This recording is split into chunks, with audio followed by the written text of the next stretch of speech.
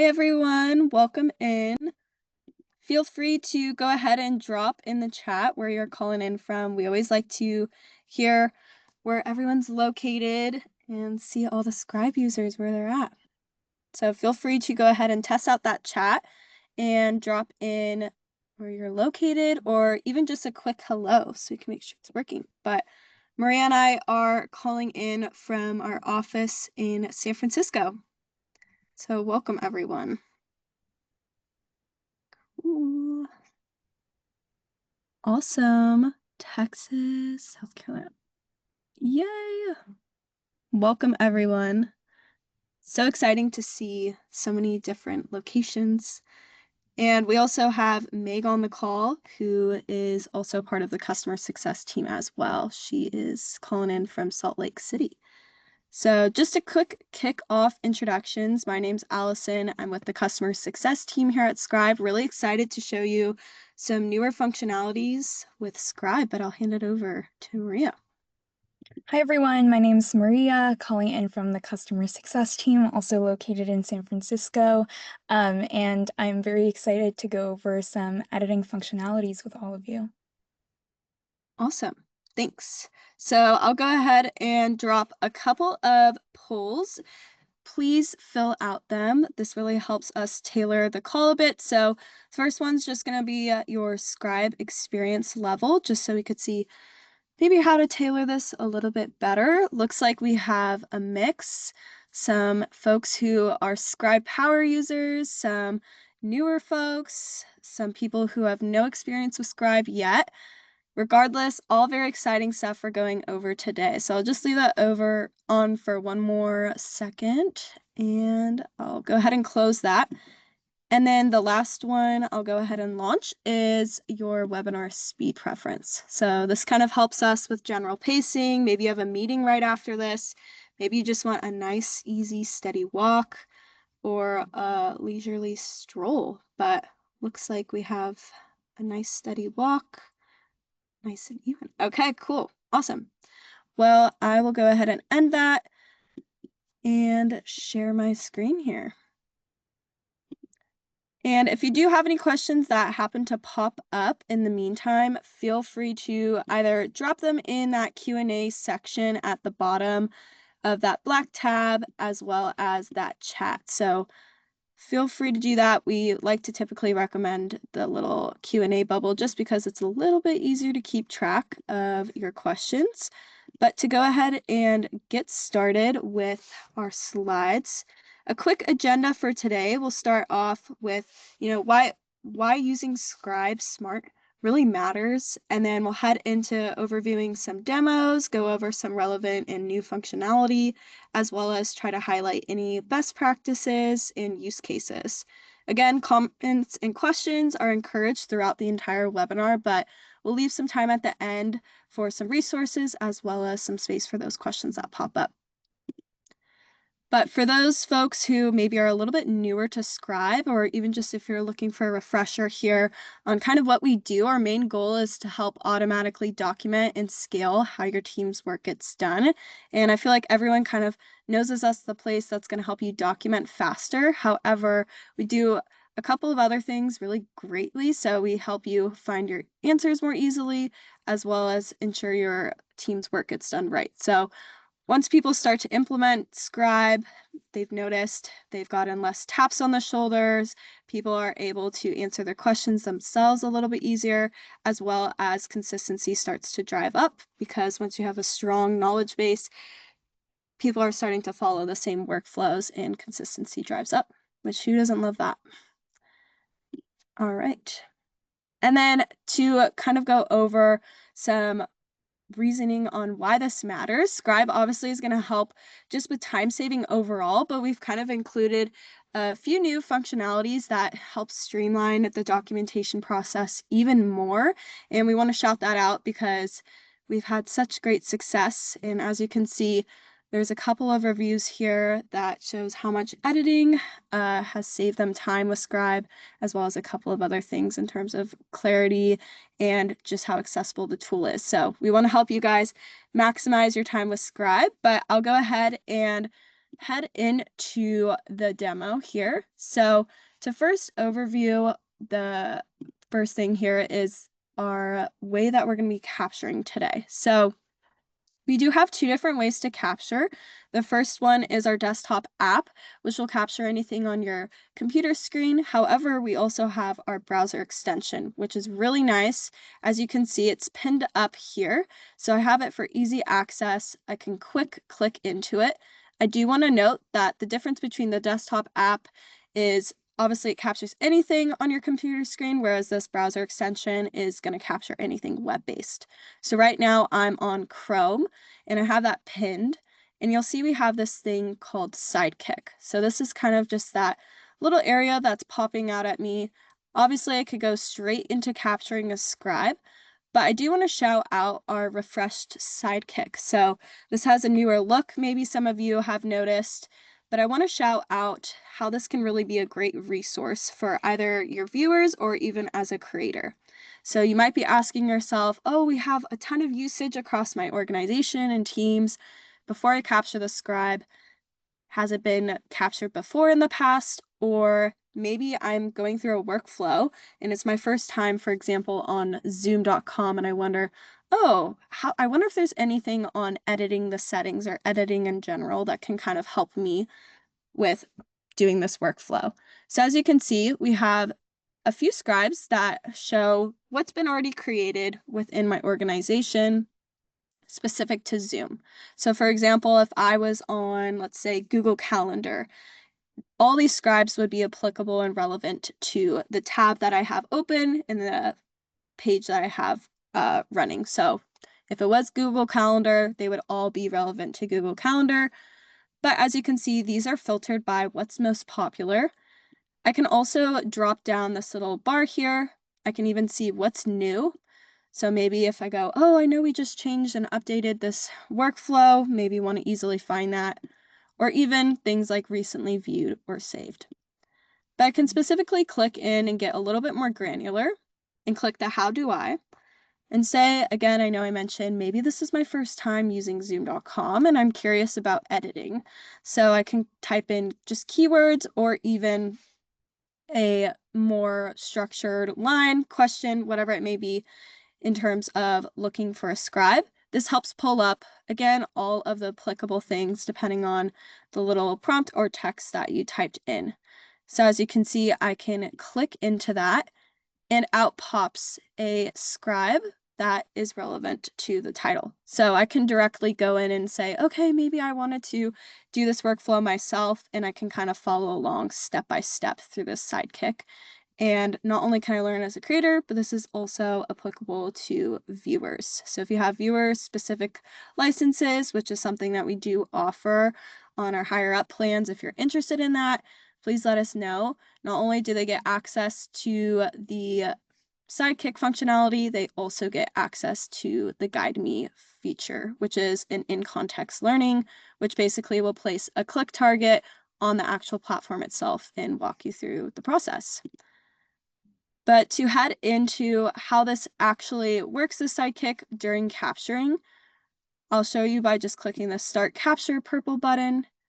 And obviously I'd go about my process as normal. So say if I wanted to go ahead and click into meeting, I could click into different editing options and click whatever I feel. Obviously, this is just a more generic workflow if I was just trying to adjust my waiting room options. But if you're someone who is trying to just capture a regular workflow, obviously we know we can click that purple button. But I do want to shout out that we've introduced a newer functionality where you can actually delete a step mid-capture. So maybe you're like me and have major butterfingers, accidentally click into something all the time. The nice thing is instead of having to go through, sift through where you clicked wrong after the capture, you can do it right away mid-capture. So say I accidentally clicked cancel, maybe I wanted to click save, for example, I could click this trash can icon and it'll automatically delete it for me. Another thing is if you do have maybe a tap on the shoulder and you want to pause this capture, you can do so by clicking this pause capture. And then whenever you're ready to get started again, you can just pick up where you left off and press that play button. I also want to note our voice transcription feature. So say you're having to do a lot of editing in the back end, maybe you capture a scribe, and I know we have these auto-populated texts here, but maybe you find you're having to add a little bit more context and you just kind of want to talk through it. You can click into this microphone to transcribe your voice. So I would compare it to voice typing. Maybe you've voice typed a text in the past, but essentially you'll go ahead and click the microphone, and I can show how this works. But basically you click it and click require a passcode.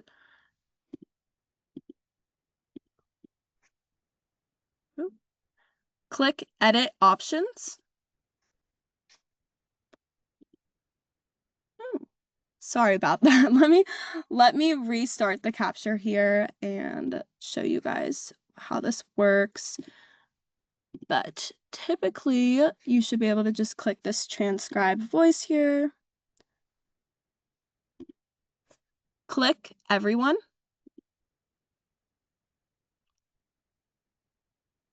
Click. Oh no. Okay, looks like there might be a little bit of a delay here, but just want to shout out that you normally can click transcribe voice, and what you would do is just basically talk as you're going and say what you want to include before you click the step. And then I do want to also point out one of our layers of redaction is this smart blur functionality, which if I click into this, it will allow me to kind of go in on a case-by-case basis and click things I want to redact. So green means it's on and redacting. As you can see, it's really helpful if maybe those team-wide settings aren't getting what I want redacted covered. I could go in and click things more specific like email addresses or images, etc. But I'll turn it off for the purpose of the demo. And then additionally, if you maybe find you no longer need to capture what you're capturing, you can discard the entire capture. But to go ahead and complete this, I'll click that purple button and I'll pass it off to Maria to show how to edit even more. Awesome. Thanks so much, Allison, for showcasing how to edit while you're capturing. So I'm going to go ahead and share my screen to go over some editing functionalities once you finish creating that scribe. So once you finish capturing, in our normal Scribe 101 webinars, we typically go over those basic functionalities of editing. So that's adding a description, that's adding a step, a tip, an alert, or whatever else.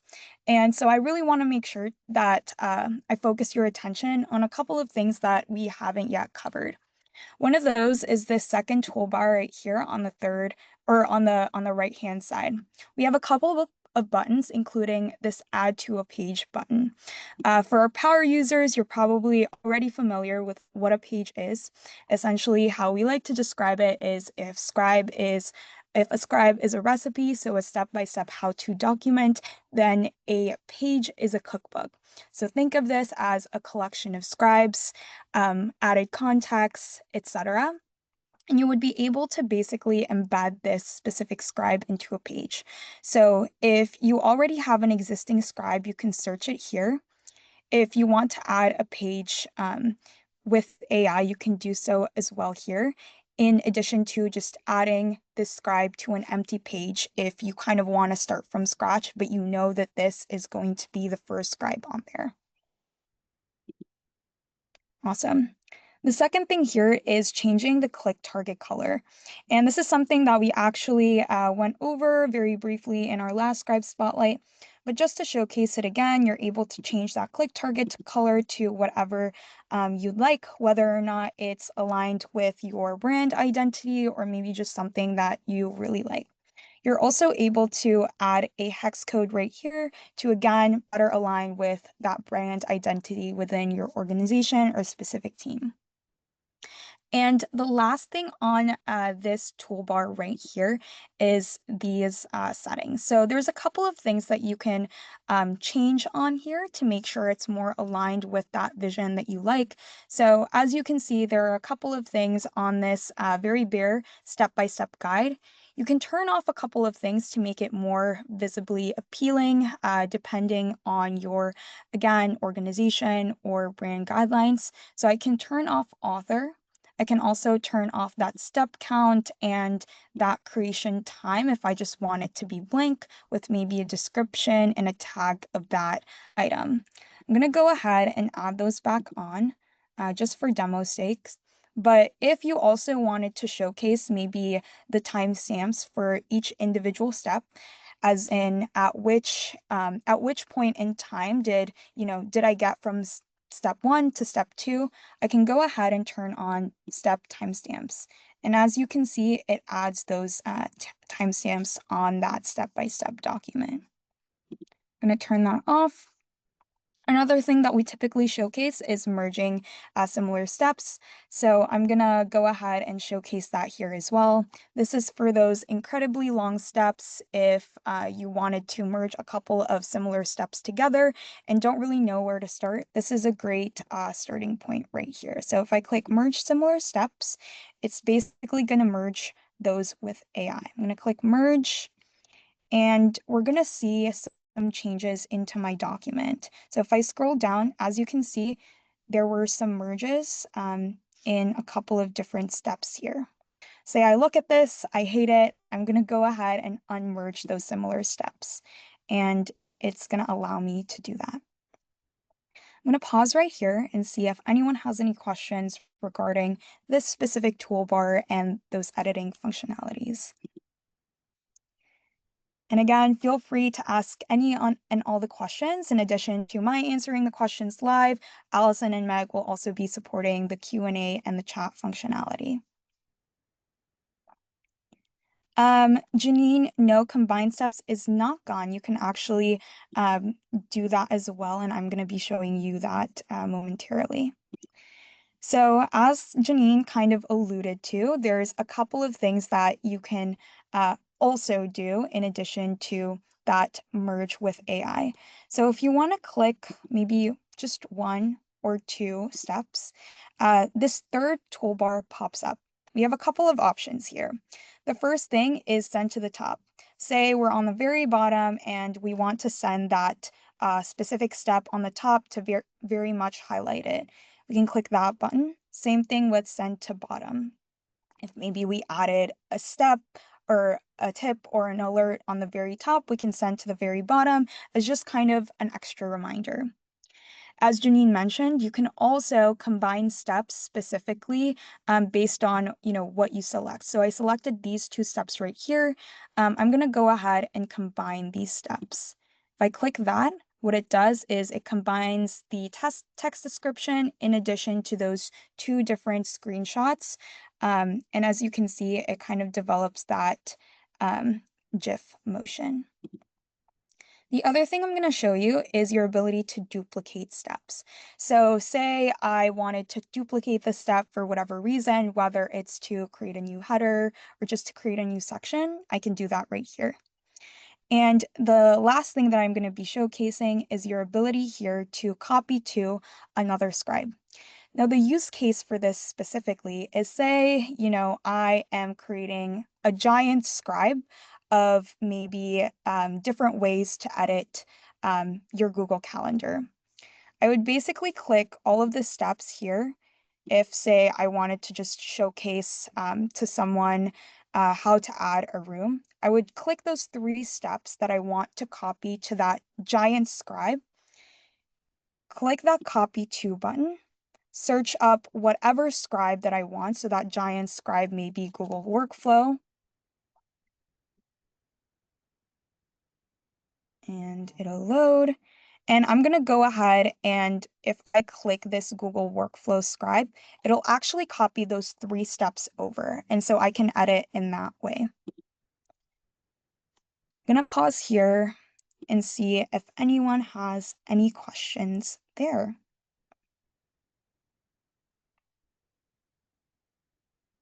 Awesome. Now, a couple more things to show you.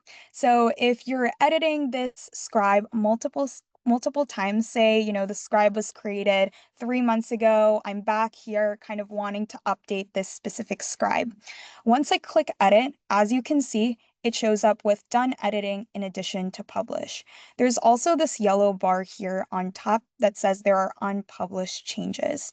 What this means is that we are in the editing stage. So if I click done editing here, that will save, but only for me.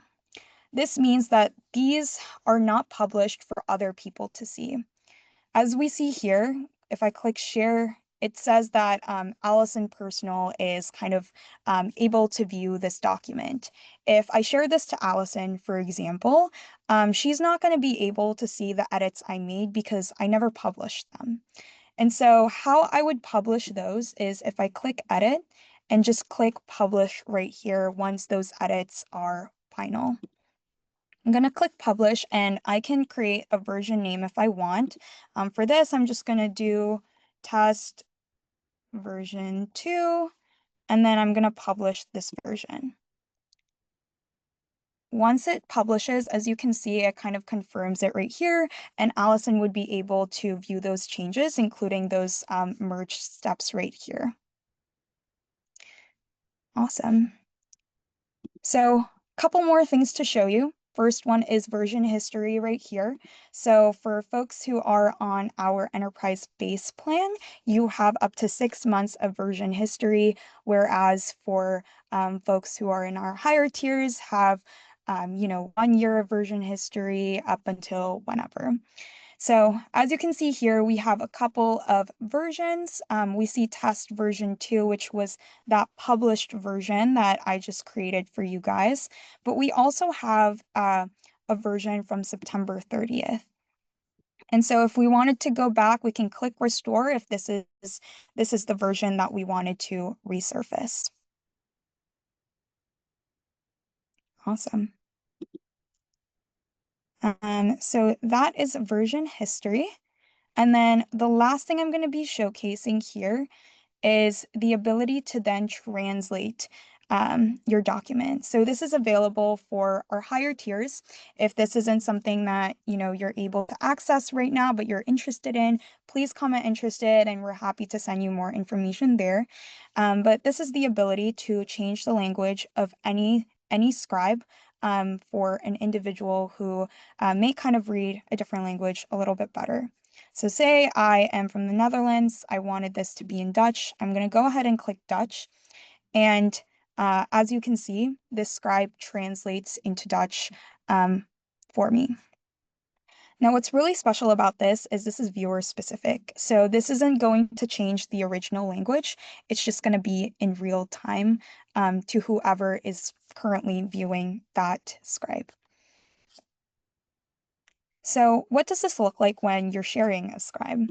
When you're sharing a scribe, you are going to be just sharing this as an original document. If you decide to just share via email or share as a link, same thing with the embed functionality.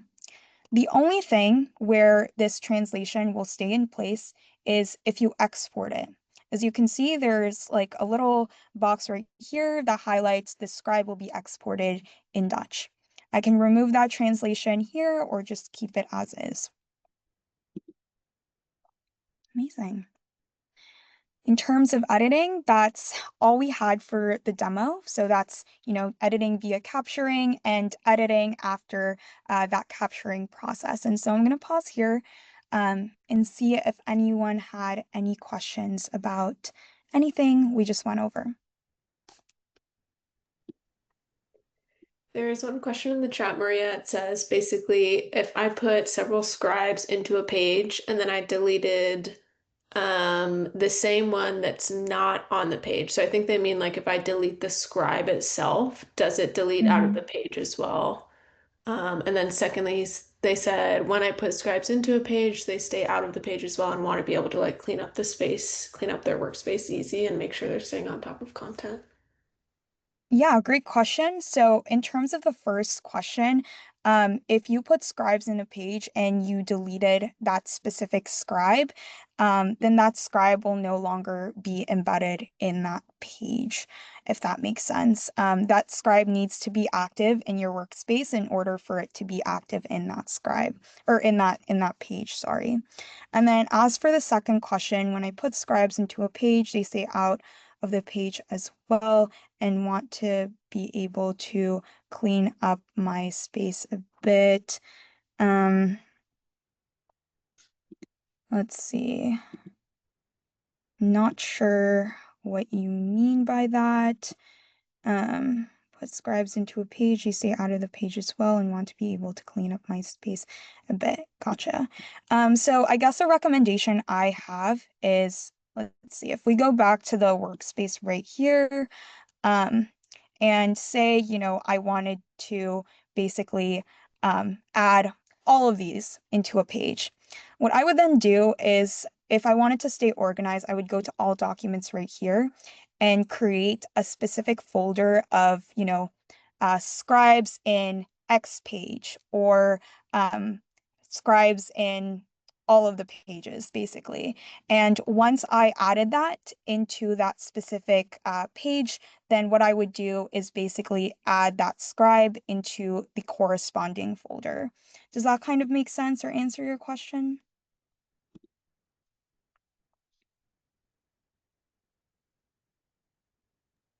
Perfect. And then one other one in the chat, which Allison kind of touched on, but it might be nice to demo. How do you change the order of scribe steps other than just moving things to the top or moving things to the bottom? Yeah, absolutely. Let me do this quickly via that scribe. So essentially what Allison is talking about is if you hover over a specific step, so say that's, step 2 that I wanted to go into maybe after step 3, right? Basically, I would drag, once those 6 different dots pop up, I would drag that step and kind of put it underneath that third step. So again, it's kind of a drag and drop functionality if you didn't want to send it straight to the top or send it straight to the bottom. Great questions, guys.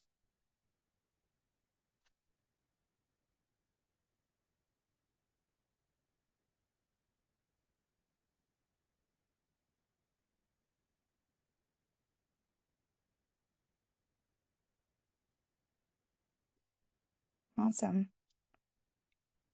Okay.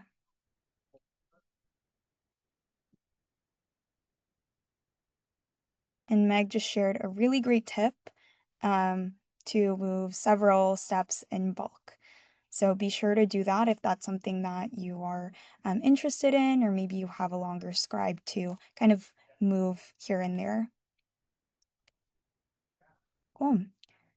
We have a few more minutes, so keep asking questions if you guys think of anything on the spot. But as you guys do that, I'm going to go ahead and showcase a couple of our other Scribe Spotlights in the month of October. So right now, we are going over a little bit of editing. So that's clear docs equals fewer mistakes. Next week, we have our office hours. So this will not be a demo. Just come with any and all the questions that you have, and we're happy to answer them live, troubleshoot some items, or just brainstorm specific use cases for all of you. And then the last thing is right answers right on time. So we're going to be going over a couple of fun little features for you guys. So this is the month of October, and we'll be releasing the month of November later on in the month. So just keep your eyes peeled for that specific email, and we'll also be showcasing that later on. Awesome.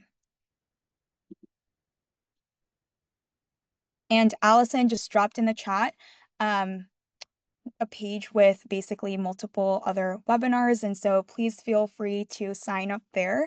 We're always happy to see returning customers to learn more about Scribe, new features, and how they can stay engaged with the platform. Amazing. Well, if you guys have any other questions, we're always available to chat and answer them via email at success@scribehow.com. So please feel free to email us there. We're also going to be sending you guys basically a follow-up email with this recording in addition to a couple of resources. So please go ahead and feel free to keep an eye out for that as well. Thank you guys so much for joining, and have a great rest of your Wednesday. So, thanks so much. Bye. Thanks.